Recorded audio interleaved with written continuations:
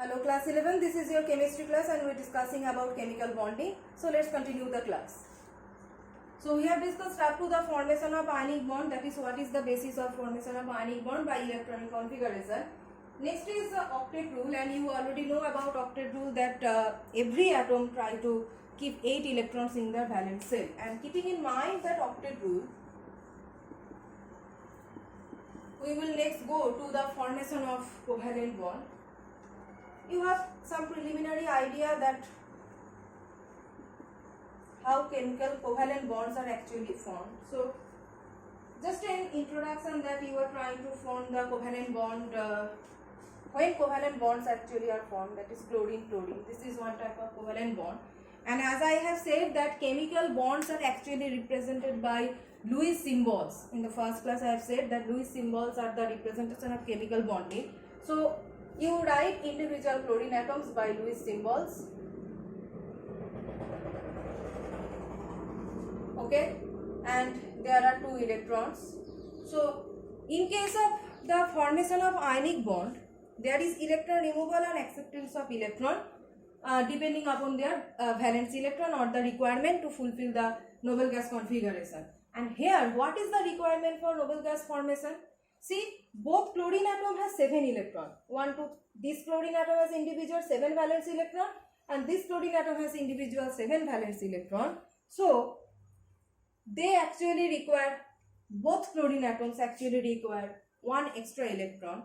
So they are sharing their electrons. No one can donate and no one can accept. Actually they are sharing this pair. So when they are sharing this pair, both chlorine atoms are actually able to fulfill their noble gas configuration, and they are attaining the noble gas configuration of argon, actually 18 argon. After this sharing, they are attaining the noble gas configuration of 18 argon. So you know about how covalent bonds for water is formed, carbonate, nitrogen is formed, etc. Everything that was in your class 10 concept. Next we are going that Lewis draw structure of carbon monoxide molecule. Suppose carbon monoxide. How can we draw the Lewis electron draw structure of carbon monoxide?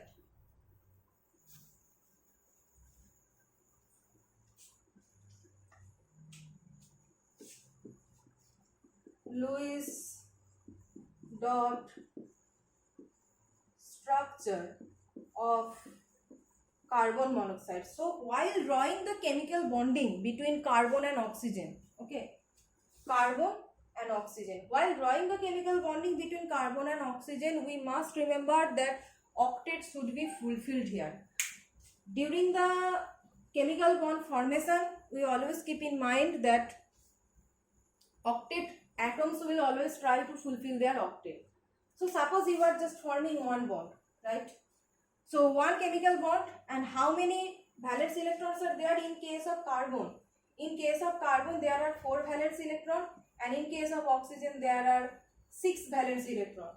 So 1 electron is involved here in the formation of 2 electrons are involved here in the formation of this bond, and remaining is another 2, and here other will be 6 electrons.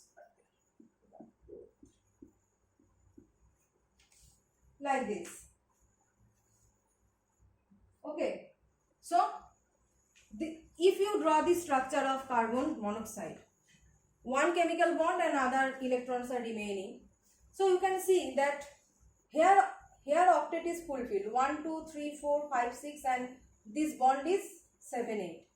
Here octet is fulfilled, but not here. 1, 2, 3, 4. So for here it is 4 electron, and for here it is 8 electrons. So here octet fulfilled.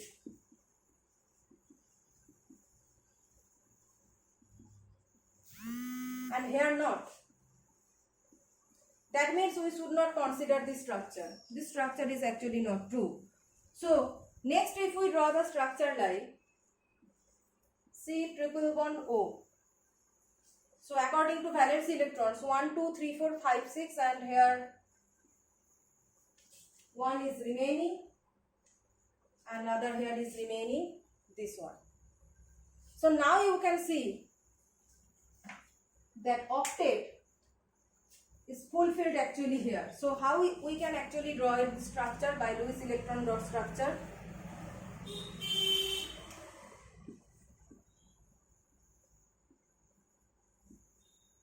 Oxygen,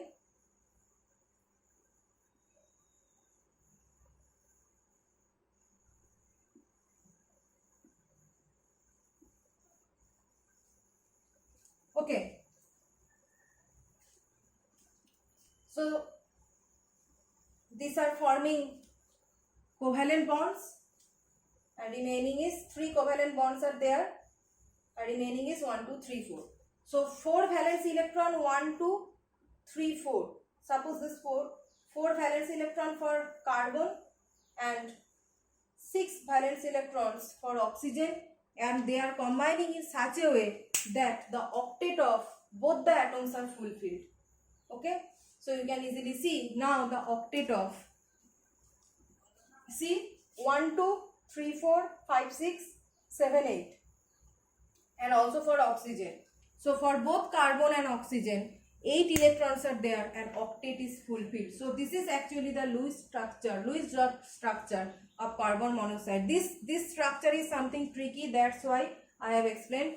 This is something different from previous simple structure. You know about water, chlorine, nitrogen. These things are in class 10, and you already know how to draw the chemical bonding or covalent bond sharing of electrons. But this is something different structure for carbon monoxide, that while drawing the carbon monoxide structure, we have to see that the octet of both the atoms are fulfilling or not. So this is the actual structure. So 6 electrons from oxygen are coming and 4 electrons from carbon are coming, and they are combining in such a way that 3 bonds are forming chemical covalent bonds, and the octet of both carbon and oxygen are fulfilled here. Next we are going to the formal charge of atom, polyatomic molecules, the formal charge.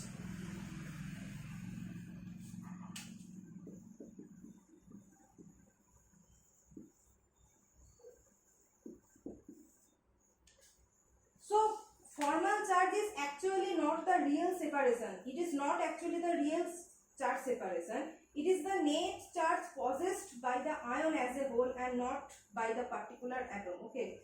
So in case of polyatomic ions, the net charge is possessed by the ion as a whole and not by the particular atom.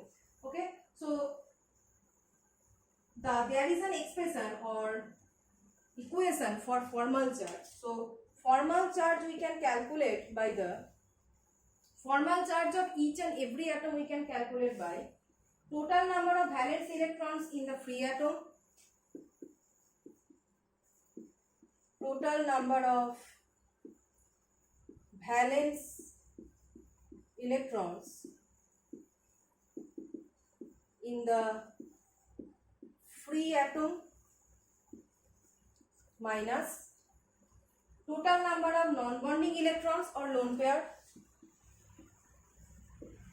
total number of lone pair electrons, that means non-bonding, lone pair means non-bonding, total number of lone pair electrons minus half of total number of bonding electrons, total number of bonding electrons. So formal charge is actually not the real charge of every atom. We calculate the charge of individual atoms. Suppose we will explain about ozone. The molecule of ozone looks like this. Okay. So there are 3 oxygen atoms, and we will consider that each and every oxygen atom has a formal charge. That is not actually the real charge. So real charge means either it is positive, negative, delta positive or negative, not like that. Formal charge is actually an imaginary thing that helps us to determine the lowest energy structure, lowest energy Lewis structure. There are various possible Lewis structures for a molecule, and formal charge helps us to determine which Lewis structure will be lowest in energy. Lowest energy Lewis structure can be determined by the calculation of formal charge of each and every atom. If there are 3 oxygen atoms in ozone, that means each and every oxygen atom has an individual formal charge. That is not actually the real charge. You can think formal charge as an imaginary thing, and we can calculate formal charge of individual atoms in a molecule, polyatomic molecules. So suppose this is the structure of ozone, and what will be the non-bonding electrons? These are lone pair of electrons, like this. Okay, so lone pair of electrons are given by counting the number of valence electrons. So there are 2 electrons, so other 6 are required to fulfill the octet. Okay, so depending upon the octet and valence electron, the dots are given, Lewis dots are given. Now suppose you are trying to calculate, this one is 1, this one is 2, and this one is 3. This oxygen atom is marked as 1, this atom is marked as 2, and this atom is marked as 3. Now if you are trying to calculate the formal charge of O1, suppose you are trying to calculate the formal charge of this oxygen. So how many valence electrons are there in case of oxygen? Total number of valence electrons in free atom. So what are total number of valence electron in free atom? Obviously oxygen possesses 6 valence electron, so it is 6 minus total number of lone pair of electrons. How many lone pair of electrons are there? That are 1 and 2. Two lone pair of electrons are there. So 6 minus 2, and last is minus half of total number of bonding electrons. That means how many bonds they are forming. See, this oxygen atom is forming 3 bonds, 1, 2 and 3, and I have said each and every single bond represent 2 electrons. So 3 covalent bonds, 1, 2, 3. So 3 into 2 means total 6 electrons. So total number of bonding electron means 3 bonds, so 6 electrons. So half into 6.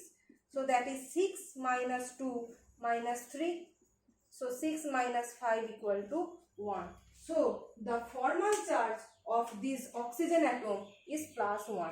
For this oxygen atom, the formal charge is plus 1.